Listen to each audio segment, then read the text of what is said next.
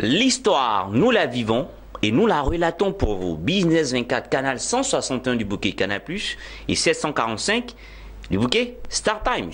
L'histoire, le passé, le présent et le futur. Nous sommes dans le présent et nous sommes à Business Matin avec deux invités. Première rubrique, l'invité du matin, avec Sylvie Fofana, avec laquelle nous parlons de la femme et des métiers de la personne, des métiers du service à la personne. Donc, deuxième position, nous partons à la découverte d'une entreprise qui a 3 secteurs d'activité clés, finance projet. C'est parti avec notre premier invité, l'invité du matin, la personne de Sylvie Fofana.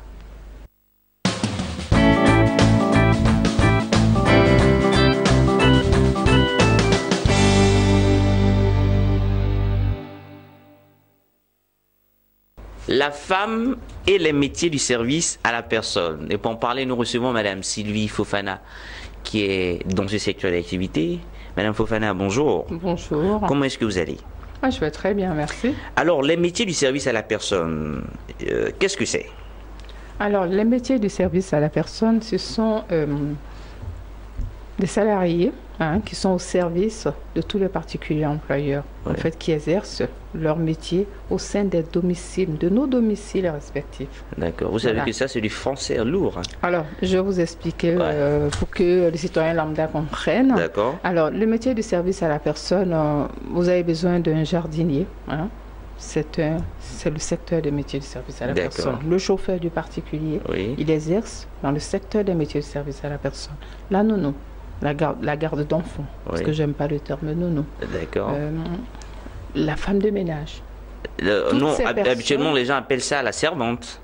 Ah non, ou le boy. Non, nous ne voulons pas ça parce qu'on ne veut pas le terme domestique. On ne veut pas non plus le terme bonne ou servante parce qu'on dévalorise ces professions-là. C'est manquer de considération pour ces personnes qui sont tellement indispensables à notre quotidien. D'accord. Et le but de l'association des salariés du particulier employeur que nous avons créé ici en Côte d'Ivoire a pour but de promouvoir ces métiers. Parce qu'il faut dire que c'est un secteur porteur d'emploi. D'accord. On veut lutter contre le chômage. Je pense que c'est une solution idoine pour trouver, pour lutter contre le chômage. D'accord. Alors que ce sont des activités bien répandues et bien connues au sein de notre société.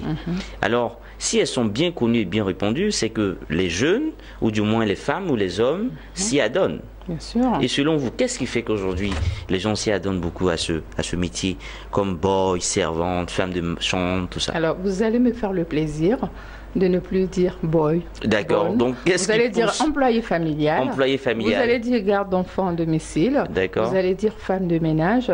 Mais parce que vraiment, il faut respecter ces personnes. D'accord. Donc, qu'est-ce qui on va éduquer la masse. On va vous éduquer. D'accord. On va vous éduquer à utiliser un autre vocabulaire pour valoriser ces personnes-là. D'accord. Donc, vous m'avez posé la question de savoir pourquoi les gens s'y adonnent. Mais il y a non seulement le chômage, aussi, mais c'est pas parce qu'on n'a rien à faire qu'on va faire ces métiers. On peut le faire parce qu'on aime bien s'occuper des enfants ou on aime bien s'occuper de l'intérieur. Voilà, comment on appelle ça, des arguments qu'on peut utiliser pour exercer dans ce secteur d'activité. Très bien dit. Alors, nous sommes dans le mois de mars, mois de la femme, mois de l'amour, de la maternité. Entre l'homme et la femme, de ces deux sexes, lequel s'y adonne le plus au métier du service à la personne? Alors, on n'a pas de chiffres pour dire que ce secteur, il y a plus de femmes que d'hommes. Mais le chauffeur du particulier, en général, c'est un homme. Ah, le chauffeur du particulier également, c'est un métier. C'est un salarié du secteur des services à la personne. D'accord. Et le jardinier, c'est un homme en général. Le répétiteur, parce que après, lorsque vos enfants sont sortis de l'école, celui qui vient leur donner des cours de renforcement, on l'appelle le répétiteur. C'est un homme en général, même s'il y a des jeunes étudiantes donc le répétiteur au maître de maison également. Tout à fait. Donc il est dans le même lot que le boy, la servante. Tout à fait. Même l'informaticien qui vient vous dépanner parce que vous avez des problèmes au niveau de votre ordinateur, lui rentre aussi dans ce secteur-là, dans ce secteur d'activité qui est les services à la personne. D'accord. C'est un secteur assez vaste. D'accord. Alors la femme dans ce secteur, la femme et ce secteur, quelle synergie faites-vous, la femme et ce secteur? Alors la femme dans ce secteur, vous allez voir la garde d'enfants, vous allez voir la cuisinière, vous allez voir la femme de ménage. Donc les femmes aussi sont dans ce secteur. D'accord. Voilà. Ok. Alors on parle aujourd'hui d'autonomisation de la femme. n'est-ce pas? Bien sûr. On est dans un secteur, comme on l'a dit, qui est très répandu. Et la femme, il y a beaucoup. La femme est beaucoup nounou, elle est beaucoup servante. Elle est beaucoup, c'est ça, hein? Employée familiale. Employée familiale. Alors, selon vous aujourd'hui, que doit-on faire, par exemple, pour pousser les femmes à bien être dans ce métier? Je m'explique. Comme tout métier, lorsqu'il est réglementé, on déclare maintenant, c'est bien ficelé, il y a un code qui régit. Et selon vous, que devons-nous faire pour les femmes qui aimeraient vraiment entrer dans ce métier? Alors, moi je pense que les politiques, je parle des politiques ivoiriennes parce qu'on est en Côte d'Ivoire, les politiques doivent réglementer ces secteurs en encourageant les familles. Par exemple, les familles en général sont des familles imposables qui payent des impôts. On pourrait leur accorder des crédits d'impôt comme c'est le cas en France pour que ces familles-là puissent payer leurs salariés au SMIC, ces femmes-là au SMIC, et les déclarer à la CNPS. Parce que quand on est déclaré à la CNPS, c'est une meilleure protection sociale. D'accord. Vous voyez, si la personne va, comme on appelle ça, en arrêt maladie, ou elle part à la retraite, elle aura une pension retraite. Donc vous voulez dire aujourd'hui qu'une famille qui emploie une jeune demoiselle en tant que servante ou garde d'enfants doit la déclarer à la CNPS? Oui. Si on veut réglementer le secteur, oui, on doit commencer par déclarer cette personne à la CNPS. Vous ne pensez pas que ça pourrait faire fuir les familles aussi? Vous savez, je vais vous parler du cas de la France en 2005. Il y a eu la loi Borloo pour réglementer le secteur des services à la personne en France. Et l'État français s'est dit, si on veut encourager les familles à mieux rémunérer ces salariés-là de ces secteurs, il faudra leur accorder des crédits d'impôt. Parce que le travail au noir, c'est vraiment un mal. Je dirais même pas nécessaire, c'est même pas du tout un mal nécessaire, c'est un mal. Okay. C'est mal de faire travailler un salarié et de ne pas le déclarer parce que ça agit sur sa protection sociale. Vous êtes salarié. Si demain votre employeur refuse de vous déclarer à la CNPS, je vous assure que vous direz « Ah non, non, cet employeur, moi, je n'ai pas envie de bosser pour lui. » D'accord. Donc, l'État doit encourager ces familles. Vous dites que ce n'est pas facile ici, mais vous savez, il y a des personnes qui ont la possibilité de payer leurs employés au SMIC. Il y a des personnes qui ont la possibilité aussi de déclarer leur personnel à la CNPS. Alors, pourquoi on dira « Ah non, il y a une majorité ou il y a une minorité qui n'est pas capable, donc du coup, on ne va pas mettre des lois en place. » Mais est-ce que vous ne pensez pas que ce serait plus intéressant que ces personnes qui exercent les métiers de la personne, soit dans des cabinets ou soit dans des structures, des cabinets de placement, et que ces familles payent ces impôts ou déclarent plutôt, ou bien plutôt que ces cabinets déclarent leurs employés à la CNPS? D'accord. Ça faciliterait également les choses aux familles. Vous savez, quand on je ne sais pas si vous me suivez. Si, j'ai bien compris votre question. Vous savez, au niveau des agences de placement, il y a ce qu'on appelle le service mandataire. Alors, le service mandataire, vous présentez le personnel à l'employeur et c'est l'employeur qui s'occupe des démarches administratives. D'accord. Et il y a le service prestataire, c'est-à-dire c'est vous qui vous occupez des fiches de paie, l'établissement des fiches de paie, du contrat de travail, de la déclaration CNPS. Vous voyez? Okay. Donc il y a deux modes. Il y a le mode mandataire, il y a le mode prestataire. On pourrait mettre le même système ici en Côte d'Ivoire. Comme ça, les familles seront déchargées de la lourdeur administrative. Mais je pense qu'en Côte d'Ivoire, il y a des cabinets, il y a des structures de placement. Oui, mais comme il n'y a pas de loi, il y a pas, ces personnels n'ont pas de statut, donc les personnes, les agences de placement ne peuvent pas se prévaloir d'être des prestataires. Elles ne sont que mandataires. Elles mettent en relation les personnels de maison et les employeurs et après, ce qui concerne l'administration, elles se lavent les mains. Parce qu'il n'y a pas de loi, il n'y a aucune structure qui impose les familles à déclarer leur personnel à la CNPS. D'accord. Avec vous, on a parlé aujourd'hui des métiers du service à la personne et de ce qu'est également... Qu'est-ce que c'est? C'est un secteur d'activité. Hein? Ah oui, et porteur d'emploi. Porteur d'emploi qui peut être une nécessité pour lutter efficacement contre le chômage, surtout de la jeunesse. D'accord. Parce que il n'y a pas très longtemps, nous avons fait un appel à candidature de ce secteur d'activité pour encourager les personnes à se former. Et je peux vous assurer que des candidats sont venus nous voir avec un bac niveau Bac plus 2, Bac plus 3, qui voulaient être personnel de maison. Pour vous dire qu'il n'y a pas de saut métier, ces personnes sont prêtes à changer carrément des secteurs d'activité, à venir dans ces secteurs-là. D'accord. Et vous pensez que ceux qui sont dans ces secteurs, ils viennent pas par amour, par passion, pas par chômage, pas par manque d'emploi? Non, ça dépend. On peut venir par amour.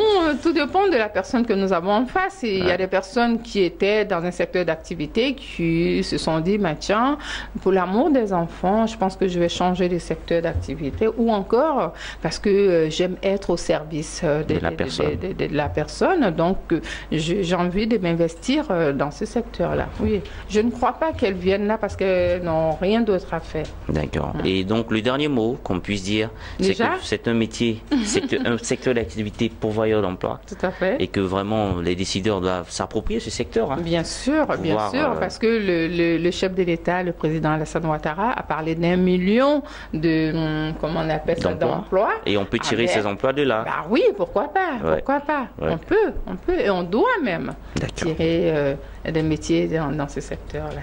Madame Fofana, merci d'être venue. Ah ben, c'est moi qui vous remercie. Et puis, mois de la femme. Mois de la femme, je dirais à toutes les femmes qu'elles croient en elles, qu'elles ont du potentiel. On a toutes du potentiel. Il faut croire en ce qu'on fait. Et puis, il faudra être indépendante. Il ne faut pas vivre au crochet des hommes. Merci. Prenne en charge. Merci d'être venu.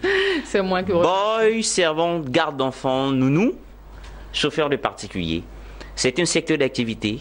Aujourd'hui, vous avez découvert ce secteur d'activité, les métiers au service de la personne. Et nous en avons parlé avec Madame Sylvie Fofana, qui est professionnelle dans ce secteur d'activité. Depuis combien d'années déjà? Moi, j'ai exercé le métier de garde d'enfants en France pendant 17 ans. Wow. Et j'ai créé le tout premier syndicat des gardes d'enfants en France. Et j'ai même été décorée par le président François Hollande, chevalier de l'Ordre national du mérite. Et voilà, je continue de me battre parce qu'ici en Côte d'Ivoire, il faut professionnaliser le secteur. Il y a du boulot, chacun doit aider l'État à accompagner ses personnels de maison. Merci d'être venu. C'est moi qui vous remercie. Business Matin, ça continue avec la deuxième et dernière ligne droite de ce numéro avec Finance Projet et son directeur général, M. Yves Agbebi. C'est parti.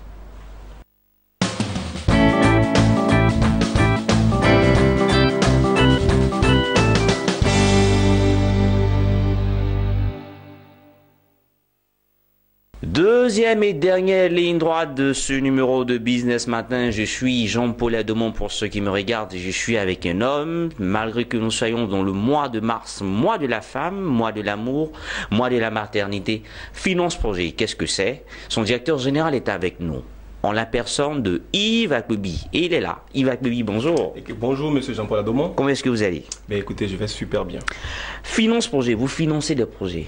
Tout à fait. Nous proposons des possibilités donc, de financement à des personnes physiques ou des personnes morales. D'accord. Finance Projet, c'est quoi? C'est une entreprise? C'est une microfinance? Aujourd'hui, c'est une entreprise, une SA plus précisément, qui intervient dans le monde donc, du financement, de l'investissement et de l'entrepreneuriat. Nous donnons aujourd'hui donc, des possibilités à toute personne en matière donc, de financement, aussi en matière d'investissement, et aussi nous accompagnons les personnes dans le cadre de l'entrepreneuriat. Tout en rappelant aux téléspectateurs que vous avez 3 secteurs d'activité clés qui sont donc le financement, l'investissement et l'entrepreneuriat. D'accord.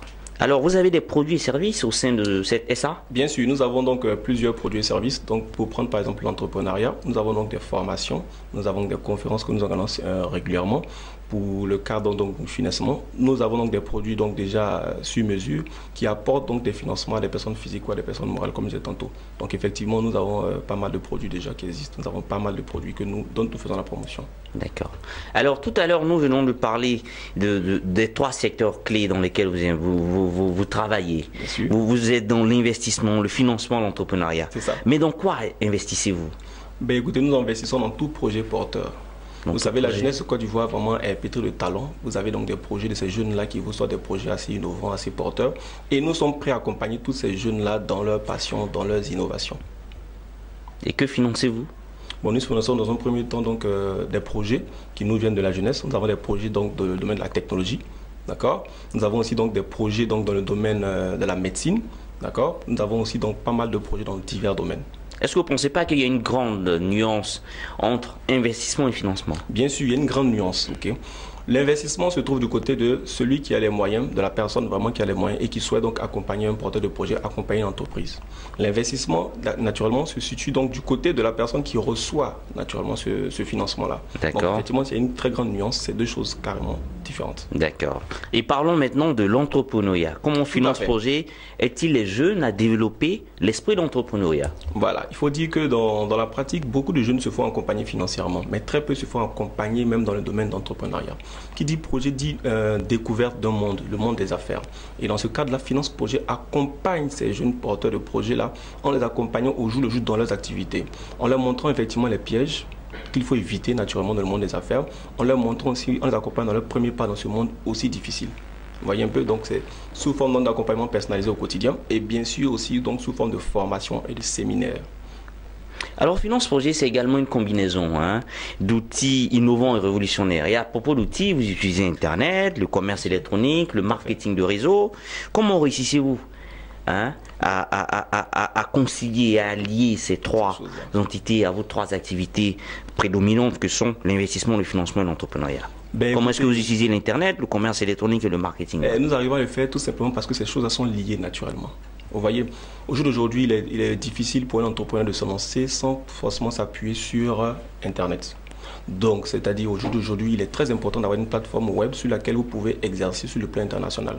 Et naturellement, donc, Finance Projet, c'est autour d'une plateforme aujourd'hui à l'ère de sa génération. Une plateforme, on va dire, qui nous permet d'avoir accès depuis plusieurs périphériques. Donc, on a le téléphone portable, on a aujourd'hui les tablettes qui peuvent accéder à notre plateforme. On a aussi cette plateforme-là, donc une boutique qui nous permet donc de pouvoir mettre une boutique en ligne. Une boutique en ligne naturellement, qui nous permet de mettre en ligne nos produits et les produits aussi de nos partenaires. Vous voyez un peu. Donc au jour d'aujourd'hui, il est très important et pratiquement impossible de contourner cet outil-là. Et c'est tout naturellement que Finance Projet le fait. Et pour le marketing de réseau? Pour le marketing de réseau, il faut dire qu'au jour d'aujourd'hui, en recommandant un produit à un proche, à un ami, à un parent, vous faites du marketing relationnel. Vous amenez à faire la promotion par le biais donc du réseautage. Et c'est tout naturel que nous mettons un point dans là-dessus parce que les gens le font naturellement. Il est très important que cela soit mis en avant et qu'on puisse profiter au mieux de ce système-là. Finance Projet aujourd'hui, elle existe depuis quand? Finance Projet existe depuis 2007. Depuis 2007. C'est combien d'employés aujourd'hui? Au jour d'aujourd'hui, nous sommes à un peu plus de 100 employés. 100 employés. Donc, on répartis sur la Côte d'Ivoire ou dans plusieurs pays? Sur Abidjan, sur l'ensemble de la Côte d'Ivoire. Et puis, nous avons 2 représentations à l'extérieur. Une en Belgique et une autre en Madagascar. À Madagascar. Tout à fait. Super. Aujourd'hui, comment puis-je adhérer personnellement ou tous les téléspectateurs au réseau Finance Projet? D'accord. Vous avez donc 2 manières d'adhérer, simplement. Vous avez un projet à financer, vous avez un montant que vous souhaitez investir dans un projet porteur. Bien écoutez, vous venez tout simplement à notre siège, 6 ans Engrais de Plateau. Vous donc remplissez un formulaire et on vous prend en compte, vous êtes officiellement enregistré. D'accord. L'autre chose, c'est tout simplement de nous acheter un produit au service Finance Projet. Donc voici les 2 manières pour vous de vraiment d'adhérer ou d'être membre ou d'être participant ou inscrit à la plateforme ou à Finance Projet. Et qu'est-ce qu'on achète par exemple? Par exemple, je prends dans le cadre d'un partenariat que nous avons, nous vendons aujourd'hui des téléphones portables. D'accord. Donc dès que vous achetez un téléphone portable, nous ne vous considérons pas simplement comme un client. Nous vous considérons comme un partenaire, une personne qui va nous apporter, mais qui va aussi recevoir beaucoup de cette compagnie Finance Projet. Yves Akpebi, directeur général de Finance Projet Côte d'Ivoire. Avec vous, ces 3 secteur d'activité clé, l'investissement, le financement et l'entrepreneuriat. Tout ça pour la jeunesse africaine. Exactement. Merci d'être venu. Tout le merci à vous. Merci. Et puis rendez-vous dans votre agence principale. Merci. Business Matin, c'est terminé avec Sylvie Fofana, avec qui nous avons parlé de la femme et les métiers du service à la personne, et avec Yves Akpebi de Finance Projet, une jeune entreprise créée depuis 2007 avec 3 secteurs d'activité et plusieurs produits et services, à savoir l'investissement, le financement et l'entrepreneuriat. Merci de nous avoir suivis. Juste, vous partagez ce petit sourire sur mon visage. Merci beaucoup à vous, monsieur Jean-Paul Ademont. Merci et puis à la semaine prochaine. Ciao, ciao, je vous aime et je vous adore.